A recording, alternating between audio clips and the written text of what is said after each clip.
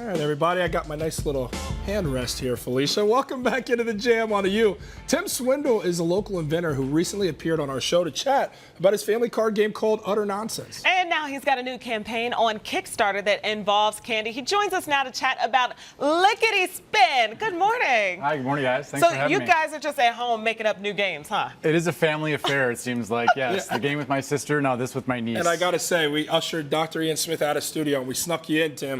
She's got a lot of candy here. We were just told it's a no-no, but for kids and fun games, we'll make an exception. So can you tell us a little bit about this campaign you got going on here? Sure, absolutely.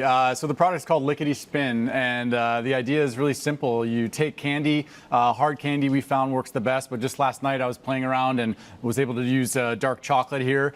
Basically, you pop it into the mold, like you see here. These are Werther's Originals that we had set up. And then you put it in the microwave for a minute or two. Which is why the microwave is here, for those wondering. This is what a microwave looks like, everybody. Okay, so you put it in there, and when it comes to the microwave... And then it comes out and let it cool, and it hardens. How long were we in the microwave for, Tim? Probably about 2 minutes. Okay. Yep. Okay. And be careful because it will, depending on the candy. Okay. Yep. And definitely let it cool because candy gets hot when it's in the microwave. For sure. So let it cool first. You can put it in the microwave, or I'm sorry, the fridge or the freezer. And then when it's done, it'll harden and look like this. Okay. For anybody who has been living under a rock, it is in the shape of a widget spinner. Fidget spinner. A fidget spinner. Yes. See, I was under that rock. She's living under that rock. Now I'm above the rock, and it's I guess all the rave. All the kids are doing this today. They are doing it, yes, and now they get to do it with candy, and it's like a few minutes to spend in the kitchen to make something new. And this is the actual spinning of it. Is how this. And now, works. so where do you get this? Where do you get the part? That part comes with. Yes, it does. Okay. Yeah, it all comes in the kit. So you let me do it. Okay. Yep. And why do I do this?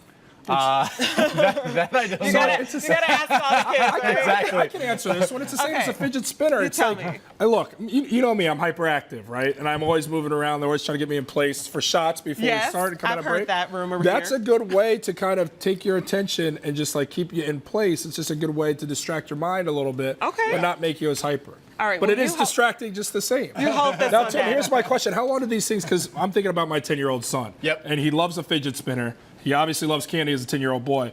But how long does this last like this before you just say, let's throw that away and move on to another piece of candy? That's the best part of it is that, you know, it's a mold, so the second you get tired of that kind or you decide to eat it, that's the other benefit. That's the thing, and this is still very edible, right? Absolutely. As long as you're not dropping it on a dirty carpet or in the street. Yep, exactly. You eat it, and then you move on to the next one, right? We say make it, lick it, spin it. How does one come up with this idea?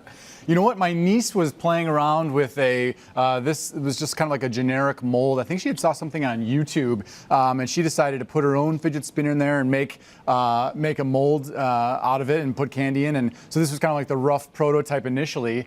And her father, my brother, we saw that. We were like, that looks pretty cool. We should probably do something with this. I tell you, kids these days, right? They come up with all sorts of things. Working with his sister on Utter Nonsense, and he moved on to That's what I'm saying. It's a family younger affair. model, went to the niece. Yeah, exactly. So again, it's a campaign on Kickstarter, and it actually ends in a few days. So what do you need? People to go on there? Yes, go to Kickstarter.com. Go to Lickety Spin is the name, and it's through November 2nd. And if you're one of the first to back the project, that it'll be available to you. We'll actually be getting them to you in time for the holidays. Tim, you're 2 for 2. I expect the third one to be just as great as the first two. We've had fun with you 2 times in a row, my friend. Appreciate it, guys. I really like this. Yeah, this is just fun. $5, right?